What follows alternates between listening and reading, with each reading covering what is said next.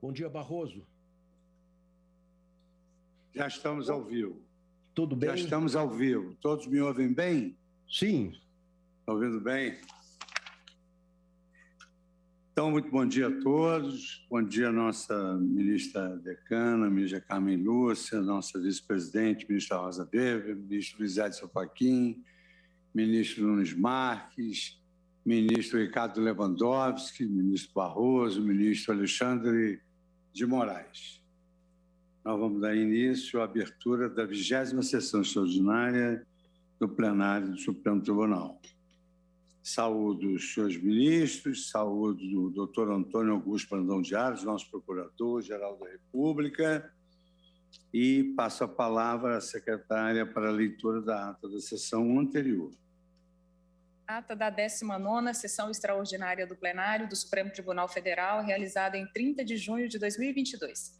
Presidência do senhor ministro Luiz Fux, presentes à sessão os senhores ministros Gilmar Mendes, Ricardo Lewandowski, Carmen Lúcia, Dias Toffoli, Rosa Weber, Roberto Barroso, Edson Fachin, Alexandre de Moraes, Nunes Marques e André Mendonça.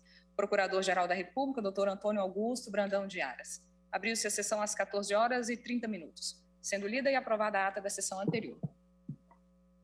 Não havendo nenhuma objeção, eu considero aprovada a ata.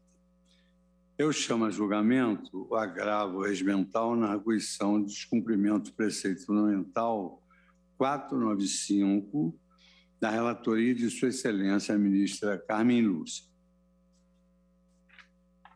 Bom dia, senhor presidente, senhora vice-presidente, ministra Rosa Weber, senhores ministros, senhor procurador-geral da República, senhores advogados que nos acompanham. Cumprimento todos na pessoa do ministro Bruno Bianco, senhores servidores, cumprimento também na pessoa da doutora Carmen Lilian, senhores profissionais da imprensa, os que nos acompanham. Senhor presidente, nesta arguição de descumprimento de preceito fundamental que foi ajuizada neste Supremo Tribunal Federal pelo governador do Piauí, pôs-se em julgamento, segundo ele, em razão de uma multiplicidade, ou do que ele chama de uma centena de ações judiciais, decisões judiciais da Junta, do Juizado Especial da Fazenda Pública, daquele Estado, nos quais se trata de uma parcela basicamente adicional de servidores públicos. Alegou-se afronta a preceitos fundamentais e o objeto, apenas para afirmar por que neguei seguimento, e o objeto deste agravo. Na peça inicial da arguição, afirmou o senhor governador do estado do Piauí ser, aspas, seu objeto, decisões judiciais do Juizado Especial da Fazenda Pública da Comarca de Teresina e das turmas recursais do estado do Piauí, primeira e segunda instâncias, que resultam em ofensa direta a preceitos fundamentais da Constituição Federal, dando margem à utilização do presente instrumento de controle concentrado, fecho aspas. E ele, então, relata que, aspas, o Estado do Piauí vem sendo parte em incontáveis ações que têm como matéria de fundo a interpretação de lei complementar estadual, número 33, de 2003, especialmente no que se refere ao cálculo do adicional do tempo de serviço.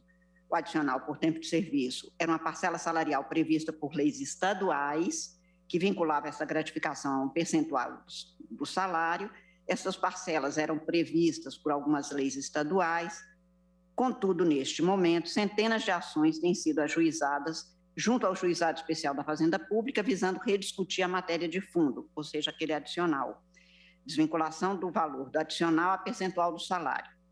Tem entendido o juízo estadual, em reiteradas decisões tomadas em primeira e segunda instância, que os servidores têm direito adquirido à forma de cálculo originalmente estabelecido para o controvertido adicional, vinculando-se o percentual do salário atual. E este entendimento, segundo ele, seria uma ofensa frontal a inúmeras normas constitucionais. Ele ainda defende, senhor presidente, senhores ministros, ser, aspas, evidente o cabimento da presente arguição, tendo em vista a necessidade de se rediscutir a matéria de direito apresentada naquelas como eu disse, que ele chamou de centenas de ações judiciais, a profusão em massa de decisões que reconhecem a existência de direito adquirido a regime jurídico do Estado do Piauí.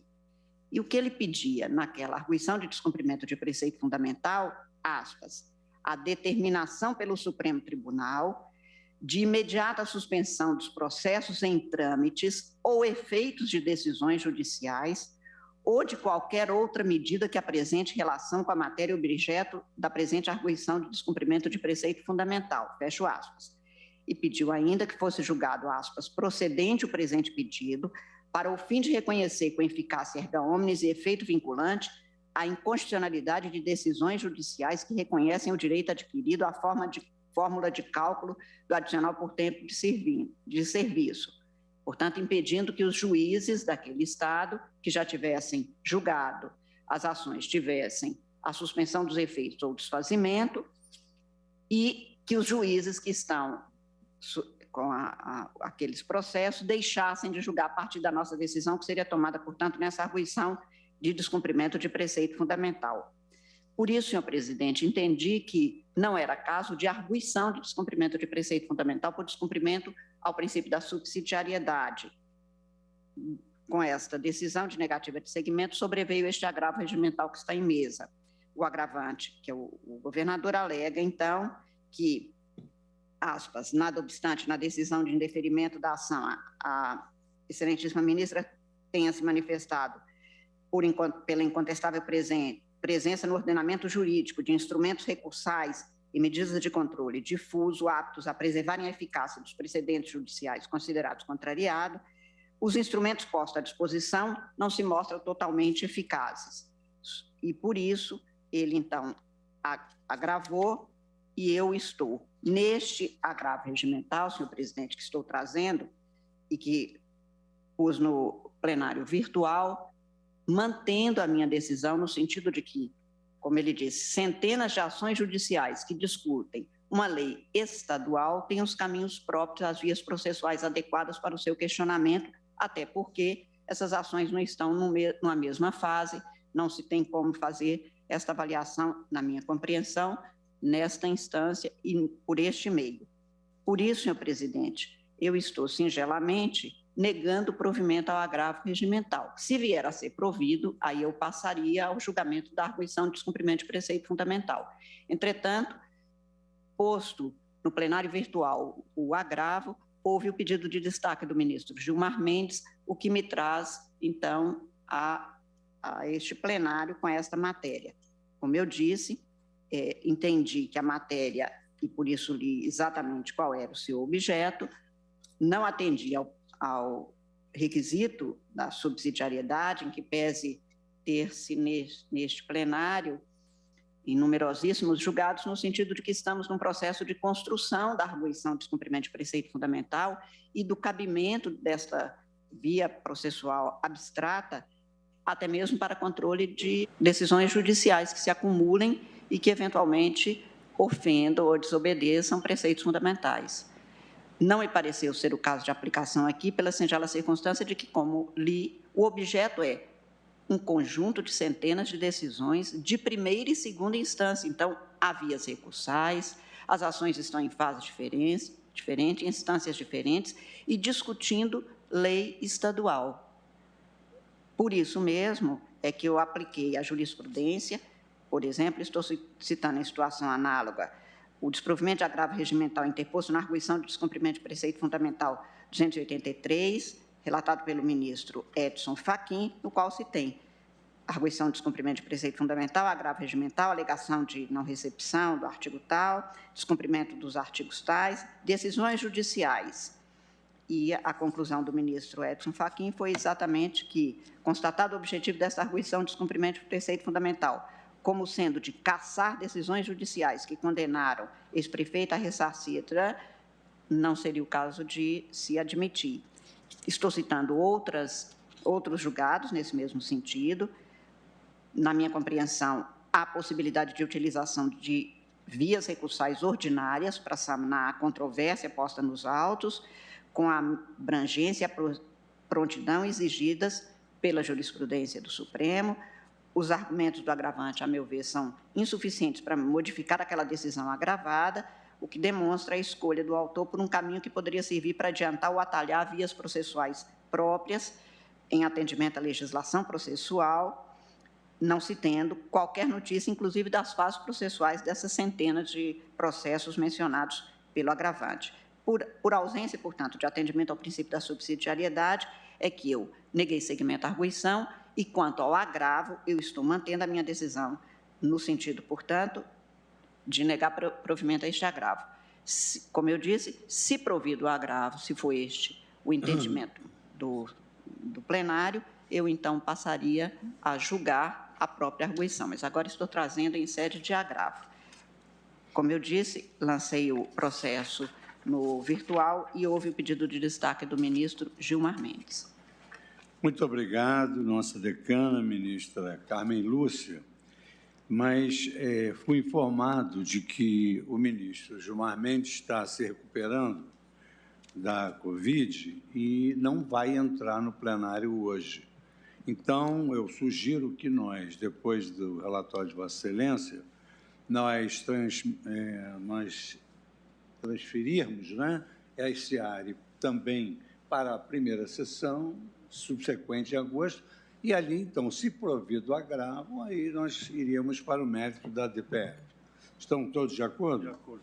Então, a Secretaria anota que Sua Excelência, a ministra Carmen Lúcia, ela negou provimento ao agravo, mas na próxima... Eu faço de novo o resumo para lembrar na próxima sessão. Resumo para nós reiniciarmos os debates. Senhores ministros, seguindo a praxe da nossa Corte, hoje nós estamos exatamente encerrando o primeiro semestre de 2022. Isto impõe à presidência uma prestação de contas da atividade administrativa, da atividade jurisdicional e também aqueles votos de desejo para que todos nós nos reenergizemos para voltarmos aqui no segundo semestre. Me permito, então, passar a ler o meu pronunciamento de encerramento do primeiro semestre.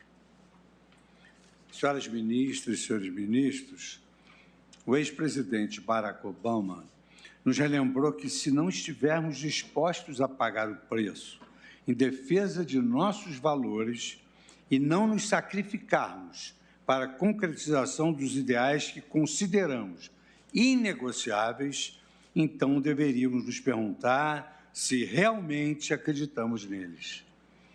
Imbuído dos valores republicanos de transparência e de accountability na qualidade de presidente do Supremo Tribunal Federal, eu cumpro o meu papel de encerrar mais um semestre de atividades, prestando contas à sociedade sobre a atividade jurisdicional e administrativa desta Suprema Corte.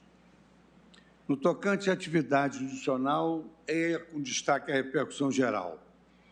No âmbito jurisdicional, esta Suprema Corte cumpriu seu mistério com muita determinação. Não foram poucas nem triviais as controvérsias que enfrentamos ao longo deste primeiro semestre de 2022.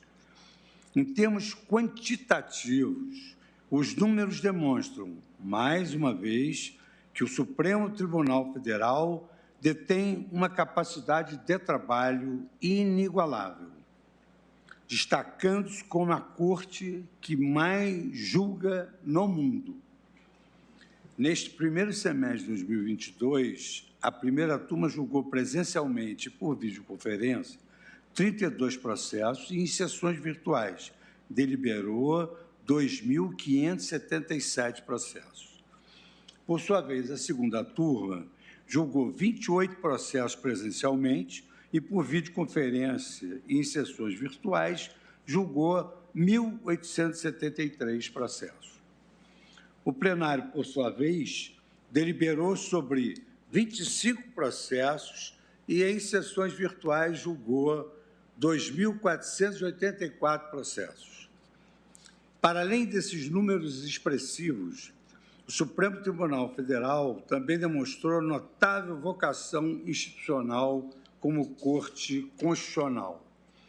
nesse mistério, fixou teses jurídicas sólidas para soluções de controvérsias constitucionais complexas, a saber, ações sobre temas eleitorais multifacetados, segurança jurídica ao pleito que ocorrerá esse ano. Deliberamos sobre a necessidade de compatibilização da garantia de segurança pública com respeito aos direitos humanos e fundamentais. Apreciamos discussões regulatórias, tributárias, financeiras e trabalhistas em prol do equilíbrio fiscal e da estabilidade das relações negociais em prol do equilíbrio e das falhas do mercado. Deveras, a Suprema Corte não direcionou sua atenção somente para a resolução de controvérsias com repercussão macrosistêmicas. Em verdade, nós também destinamos grande esforço para solucionar casos com profundas repercussões para o dia a dia da população brasileira, sobretudo por meio de controle de constitucionalidade concreto e do Instituto da Repercussão Geral. A Repercussão Geral completou em maio seus 15 anos de existência, em evento de comemoração neste Supremo Tribunal Federal. Neste primeiro semestre, por meio da sistemática de repercussão geral, a Corte teve a oportunidade de chancelar a constitucionalidade das sanções da Lei Seca, garantir a licença-maternidade aos pais solteiros de crianças geradas por fertilização in vitro, a constitucionalidade dos acordos e das convenções coletivas que tenham pactuado a limitação ou afastamento de direitos trabalhistas disponíveis. Destaque-se os notáveis acertos e a consolidação da repercussão geral no Supremo Tribunal Federal. De um lado, permite que a causa do cidadão comum chegue à mais alta corte do país após discussão em diferentes instâncias. De outro, funciona como importante filtro processual para afirmar o Supremo Tribunal Federal como uma corte de precedente na análise de questões verdadeiramente constitucionais. Não por acaso, atualmente, estamos com o menor acervo recursal desde o ano de 1996, totalizando pouco mais de 11 mil recursos. Isso porque a repercussão geral racionaliza a análise de demandas repetitivas, mercê de conferir maior celeridade e uniformidade para o julgamento das causas de grande envergadura nacional. Somente neste primeiro semestre de 2022 foram incluídos 38 temas novos de repercussão geral, sendo 23 por iniciativa desta presidência. Graças a esse esforço hercúleo da nossa Secretaria de Precedentes, na data de hoje, temos a satisfação de afirmar que alcançamos marca recorde, a saber, o 100º tema de repercussão geral proposto durante o biênio desta presidência, indicando nesse particular como 100º tema, o tema 1228. Esses números expressivos também revelam novamente o sucesso da integração e da parceria realizada entre o Supremo Tribunal Federal e os tribunais de todo o país, que foram responsáveis pela indicação de 28 desses 100 temas. Me refiro agora aos projetos administrativos e ao agradecimento a todos e aos servidores. Na seara administrativa, por seu turno, destaco 3 projetos que, embora concebidos ainda no início da minha gestão, foram consolidados e lançados ao público externo neste primeiro semestre de 2022, após quase 2 anos de muito empenho. O primeiro é o denominado Corte Aberta, Programa de Governança de Dados, que consiste em compromisso definitivo do Supremo Tribunal Federal, com a transparência ativa e com a governança de dados do Tribunal. Certamente, um dos maiores passos em prol do diálogo da Corte com os cidadãos, a imprensa e a academia. O primeiro eixo do programa Corte Aberta é o da estruturação de dados, um minucioso trabalho de depuração e de unificação das bases de dados do Tribunal, com o escopo de mapear e corrigir algumas inconsistências nas estatísticas produzidas pela Corte. Com respaldo nessa produção de dados mais consistente, mais acurada, o segundo eixo é o da disponibilização de dados, aprimorando a acessibilidade dos cidadãos a essas informações com painéis mais didáticos e interativos, estampados na entrada do nosso museu em forma digital. O terceiro e o quarto eixos complementam os dois primeiros. O terceiro eixo, proteção de dados, garante a autodeterminação informativa dos jurisdicionados, adequando o tribunal à Lei Geral de Proteção de Dados. Já o quarto eixo refere-se à segurança da informação, garantindo a integridade e a confidencialidade dos sistemas informáticos do tribunal. Vale dizer, segurança da informação. Além do Corte Aberta, eu destaco também a formalização das parcerias do Tribunal no âmbito do programa de combate à desinformação.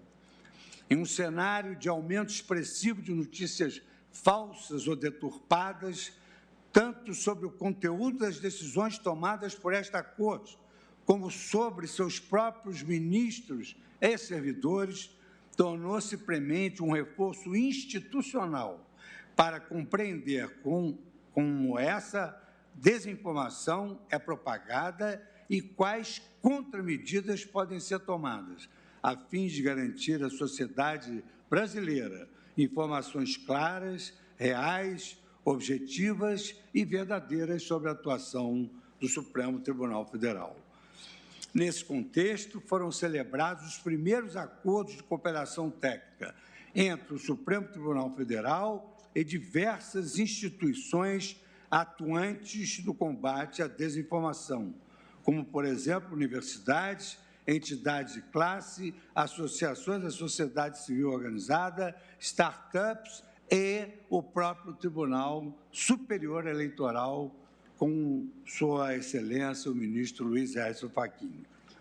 E esses acordos têm gerado ricas discussões e permitido substanciais avanços práticos, como o verba e graça, o aperfeiçoamento dos recursos tecnológicos da Corte para identificação mais célere da prática de desinformação e a capacitação dos servidores, dos jornalistas profissionais setoristas, de influenciadores digitais para o adequado enfrentamento a essa prática tão nociva à nossa democracia.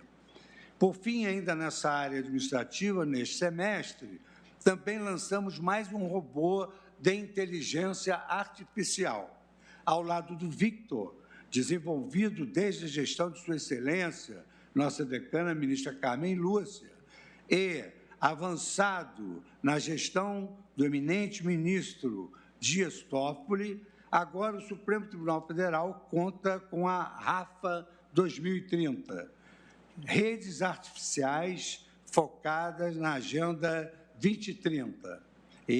Essa nova ferramenta RAFA. Trata-se de um instrumento de inteligência artificial que classifica as ações de acordo com os objetivos de desenvolvimento sustentável da Agenda 2030 da Organização das Nações Unidas, denominadas ODS. A partir de julho, essa tecnologia estará disponível para todos os tribunais do país, auxiliando a difusão da Agenda 2030 da ONU no Poder Judiciário Nacional. Então, assim como nós sempre indicamos, quando vamos julgar um caso, a que corresponde aquele caso, a Agenda 2030, os tribunais do país poderão também se utilizar dessa ferramenta de inteligência artificial. Justamente pela magnitude e pela complexidade desse trabalho, nos âmbitos jurisdicional e administrativo, cumpre enaltecer o esforço conjunto e concentrado das equipes multidisciplinares pelos resultados frutíferos hoje apresentados. Registro, portanto, meu agradecimento e torno pública a minha admiração aos competentes secretários, juízes, assessores, servidores e colaboradores das mais diversas unidades do Tribunal. É absolutamente inspiradora a dedicação desses valorosos profissionais para com o interesse público e nacional. Trago agora novidades e pautas para o segundo semestre. Em agosto, o Supremo Tribunal Federal se debruçará sobre importantes e variados temas para a coletividade. A título exemplificativo, estão pautados para a apreciação deste plenário as ações que versam sobre o direito à educação básica, o direito à saúde, o direito ao transporte, o direito ao sigilo de dados pessoais, o direito ambiental, direitos trabalhistas diversos, regras do processo eleitoral, teto de gastos da administração pública, produção de provas do processo penal e questionamentos à nova lei de improbidade administrativa.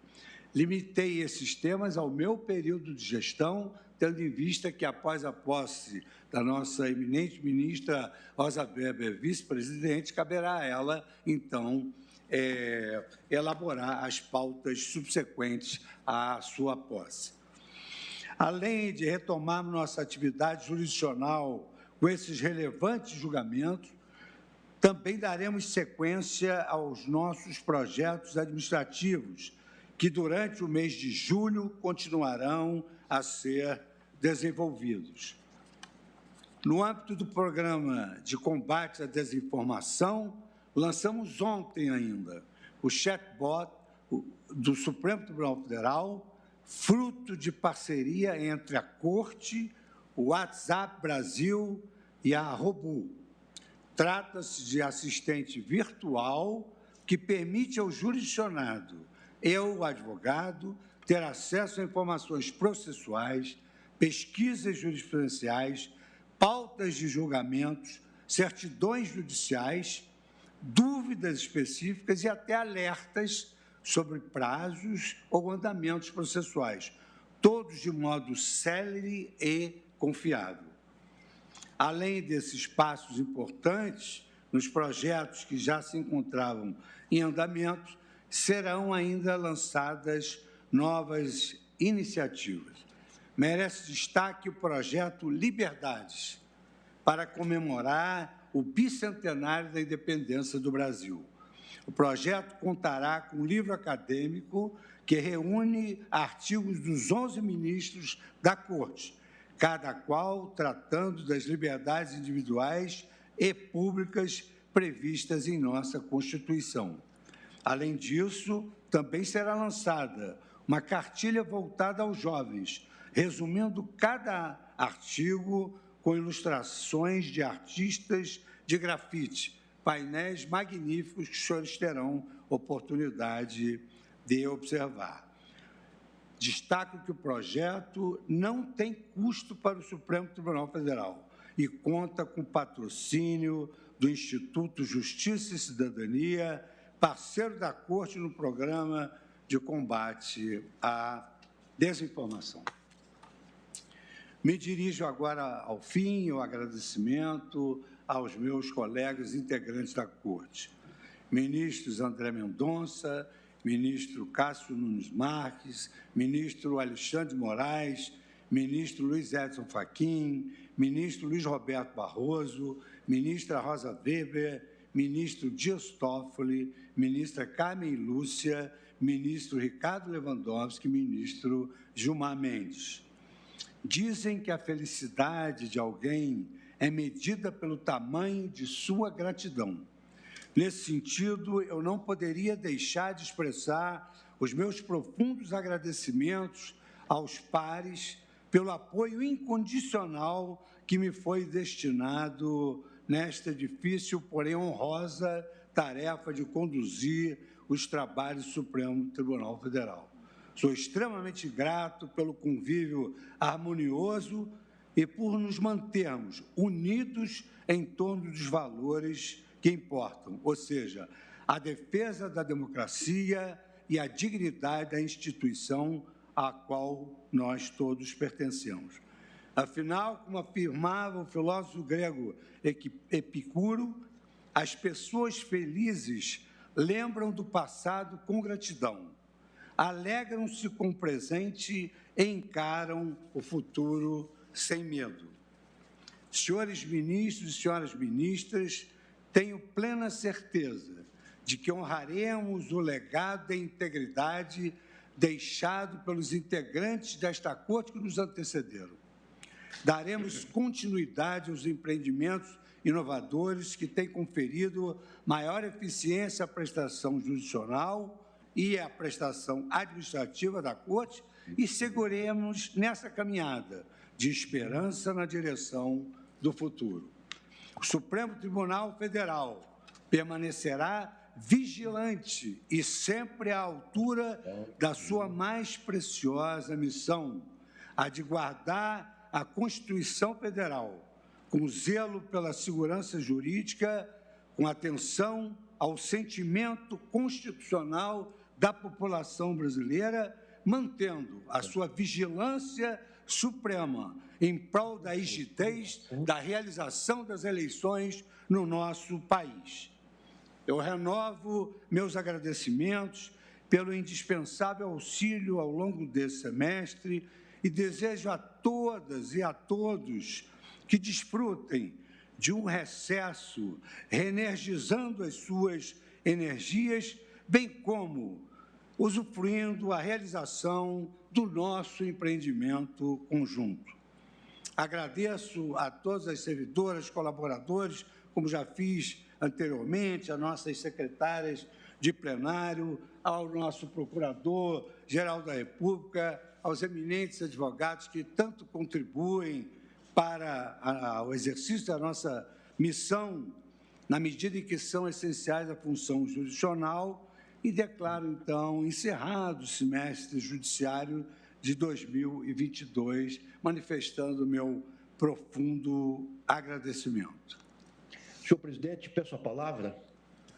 Concedo a palavra ao nosso decano hoje presente, que é o ministro Ricardo Lewandowski, tendo em vista a convalescência do ministro Gilmar Mendes. Bom dia, senhor presidente. Na pessoa de Vossa Excelência, saúdo todos os presentes. Na qualidade de ministro mais antigo presente à sessão, eu me sinto no dever, no grato dever, senhor presidente, de cumprimentá-lo pela profícua gestão que desempenhou ao longo deste semestre e, claro, do semestre anterior também. Os números mencionados por Vossa Excelência não me deixam mentir, traduzem exatamente a excelência da gestão de Vossa Excelência. Pelos cálculos que fiz a partir do relatório que Vossa Excelência agora acaba de apresentar a todos nós e ao público em geral, à sociedade brasileira, eu verifico que nós julgamos em conjunto, somando os trabalhos da primeira turma, da segunda turma e do plenário, mais de 7.000 processos. E realmente é um trabalho hercúleo, como Vossa Excelência disse, poucas cortes, talvez nenhuma corte do mundo tenha julgado com tanta segurança e com tanta presteza um número tão grande de feitos. Também, a partir do relatório de Vossa Excelência, constatamos que nas 25 sessões, ou nos 25 processos que julgamos nas sessões plenárias, nós decidimos temas, como Vossa Excelência muito bem colocou, temas de repercussão macrosistêmica e que realmente traduzem essa vocação importante da Suprema Corte Brasileira de transformar-se cada vez mais numa corte de precedentes. Esta é a grande função das cortes constitucionais e Vossa Excelência, com o seu trabalho, com a sua direção, com a sua gestão, contribuiu, a meu ver, de forma muito positiva para que este ideal importante fosse atingido. Digno de nota também, senhor presidente, anotei aqui rapidamente, dentre os vários feitos que Vossa Excelência enunciou, que realizou agora neste semestre, foi exatamente a racionalização de dados, no sentido amplo da palavra, porque não se pode fazer planejamento sem termos dados objetivos, racionais, coletados cientificamente. E Vossa Excelência, então, deu vários passos nesse sentido, não só para lograr este ideal que deve ser do Poder Judiciário, de atuar segundo um planejamento, um macroplanejamento, mas também para atender ao princípio constitucional da transparência e da publicidade. Quer dizer, na medida em que Vossa Excelência dá um tratamento racional, científico dos dados e coloca esses dados à disposição da sociedade, Vossa Excelência está cumprindo princípios constitucionais absolutamente fundamentais no sentido de prestarmos conta aos nossos jurisdicionados. Vossa Excelência, sem dúvida nenhuma, realizou grandes feitos, dentre outros que eu pude anotar aqui, é a redução do acervo de recursos. É o menor acervo desde 1996. Portanto, descemos agora a 11 mil recursos pendentes de julgamento, que pelo ritmo com que julgamos, segundo Vossa Excelência acaba de demonstrar, é um número extremamente pequeno e quero crer que talvez num ou dois semestres tenhamos zerado praticamente o nosso semestre, na medida, inclusive, como também Vossa Excelência afirmou com muito acervo, à medida em que nós formos cristalizando, consolidando a repercussão geral, o número de processos que somem à Suprema Corte diminuirão sobremaneira.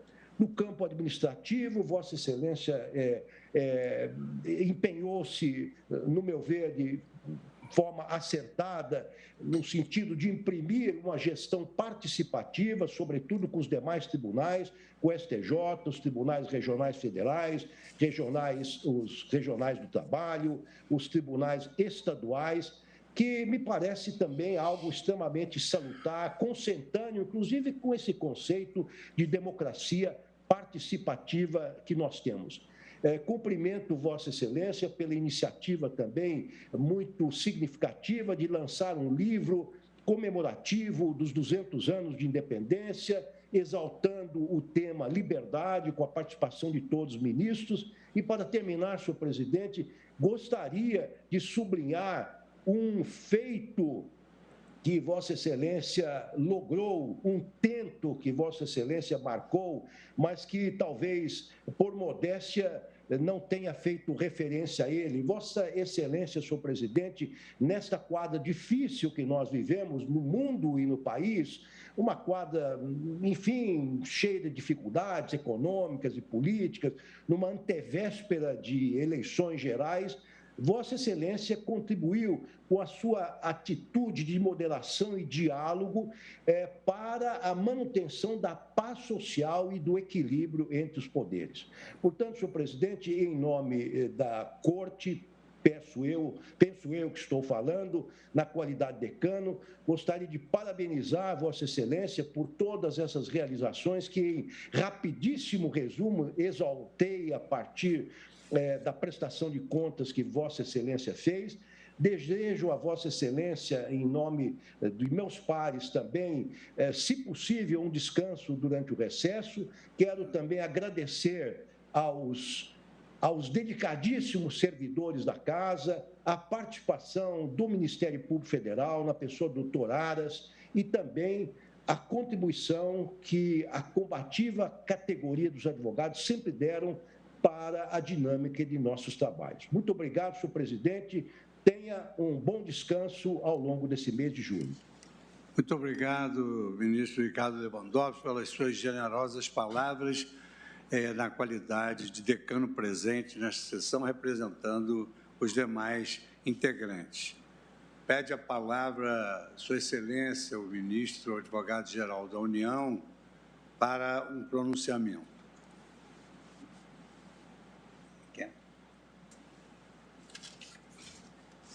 Muito obrigado, excelentíssimo presidente, ministro Luiz Fux, excelentíssima vice-presidente, ministra Rosa Weber, excelentíssima ministra Carmen Lúcia, excelentíssimos ministros, excelentíssimo procurador-geral da República, doutor Augusto Aras, excelentíssimos advogados aqui presentes, aqueles que nos acompanham, advogados e advogadas, públicos e privados, doutora Carmen Lília, também uma referência ao doutor Pedro Felipe, em nome de quem cumprimento e agradeço a todos os servidores desse Supremo Tribunal Federal, que sempre com muita alegria e muito respeito nos recebem, nos auxiliam e nos ajudam todos os dias aqui na nossa atuação.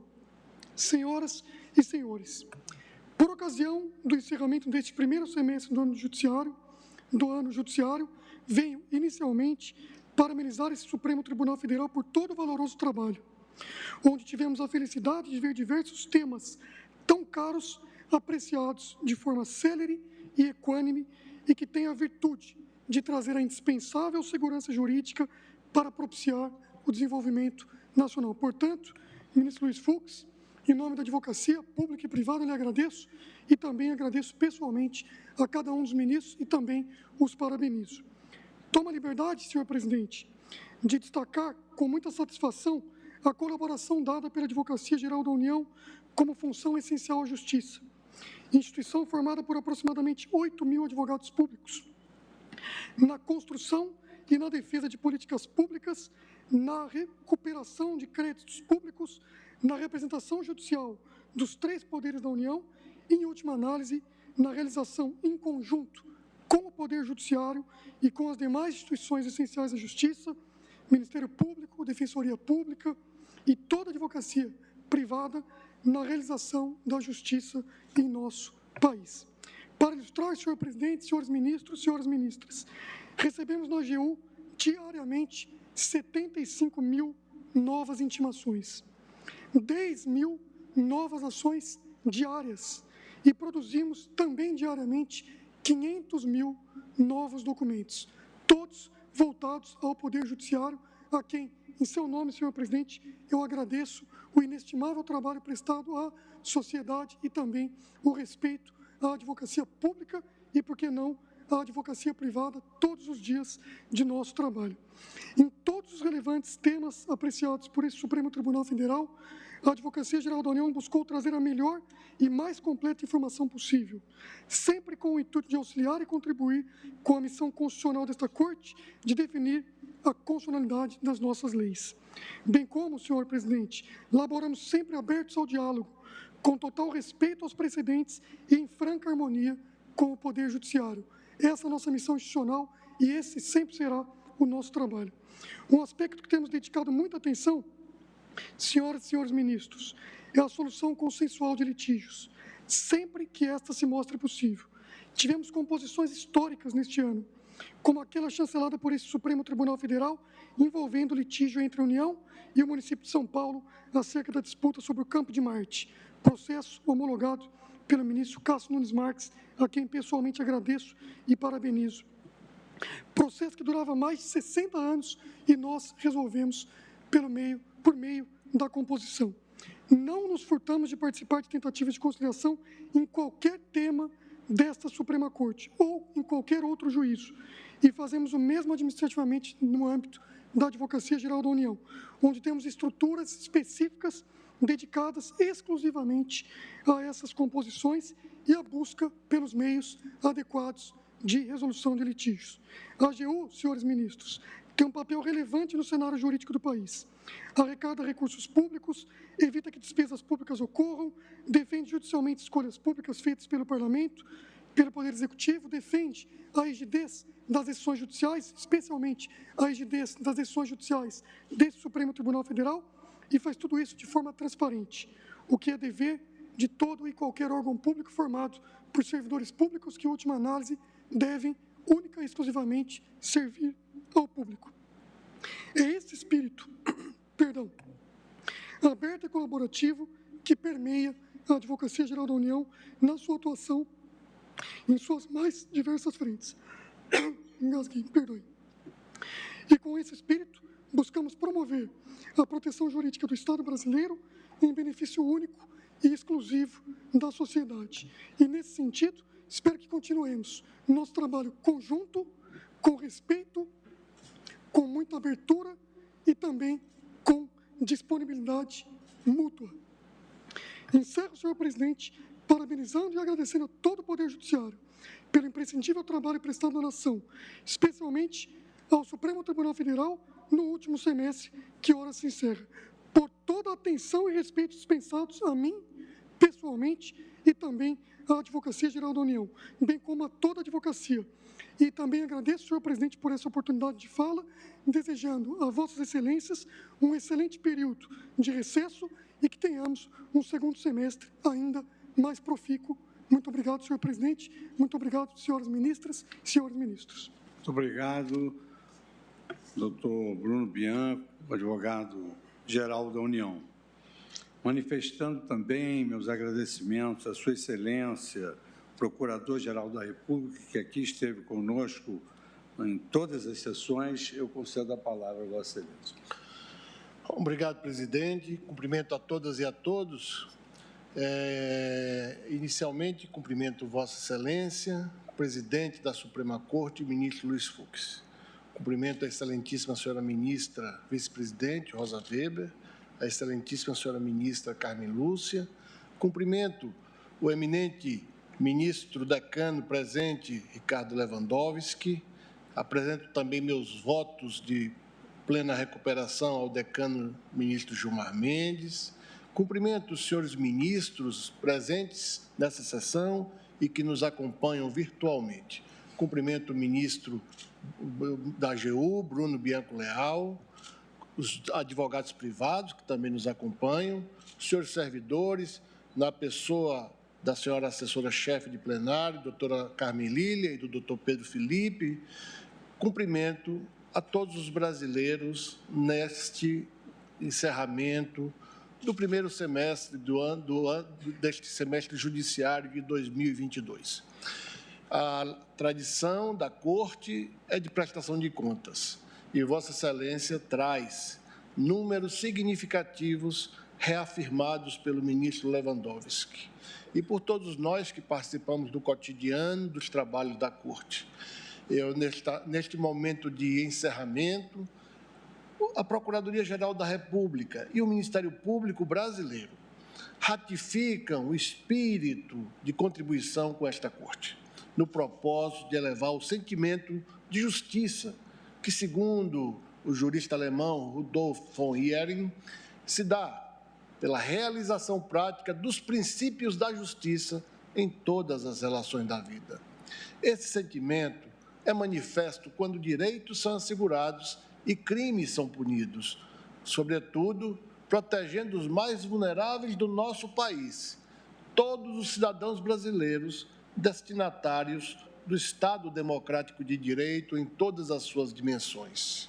Pensando nisso, o Conselho Nacional do Ministério Público, neste primeiro semestre, associado ao Programa Nacional de Respeito e Diversidade, campanha movida por distintas, eu diria, centenas de outras instituições brasileiras, trabalha para combater o discurso do ódio, promover a tolerância, o respeito, a paz e a harmonia sociais. Neste semestre, acrescemos o programa, o Movimento Nacional de Proteção ao Direito das Vítimas, ora em curso. Respondemos também ao clamor da Justiça pelos números da nossa atuação junto ao Supremo Tribunal Federal e aqui a nossa prestação de contas, senhor presidente, senhoras ministras e senhores ministros. A Procuradoria-Geral da República apresentou 15.742 manifestações nesta Corte, de janeiro a junho deste ano, sendo 581 no âmbito do controle da constitucionalidade. Na área criminal, foram 8.814 manifestações. Na área civil, como custos iuris, foram 4.248. Na área civil, especialmente no tocante ao direito do trabalho, foram 1.391 pareceres e atos postulatórios. Ao apresentar esses dados da atuação do Ministério Público, faço para reiterar nosso compromisso constitucional com a defesa da sociedade e do Estado brasileiros, sempre atento à Constituição e aos valores fundamentais da nossa democracia, pois nunca é demais repetir: o Ministério Público é instituição permanente, essencial à função jurisdicional do Estado, incumbindo-lhe a defesa da ordem jurídica, do regime democrático e dos interesses sociais individuais e disponíveis.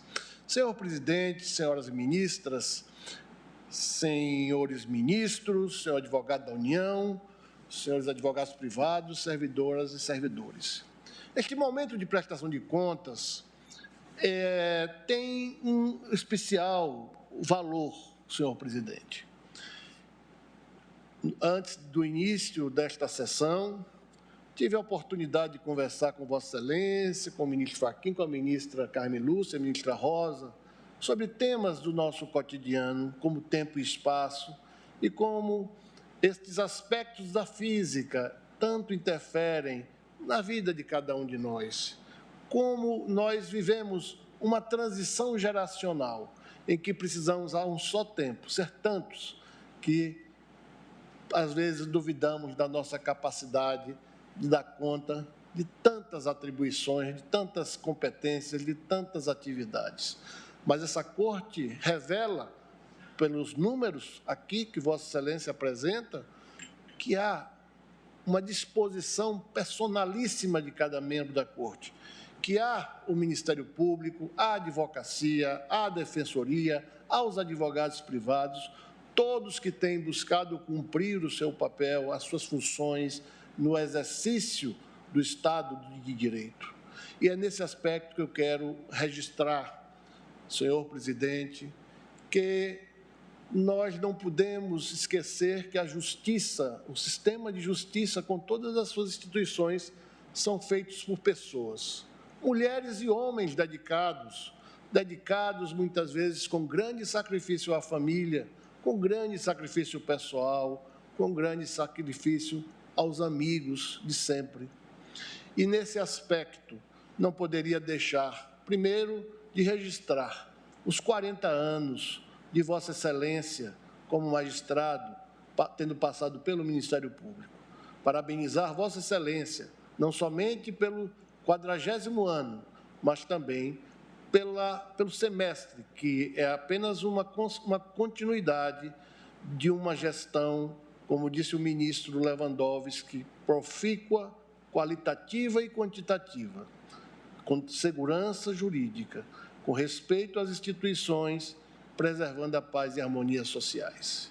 Também não posso deixar de cumprimentar aqui o ministro Gilmar Mendes pelos seus 20 anos da Corte e a ministra Carmen Lúcia pelos seus mais de 3 lustros aqui abrilhantando, trazendo os seus conhecimentos, a sua compreensão de mundo para a Corte, tornando-a plural e sempre em defesa do que é a melhor justiça que Sua Excelência compreende.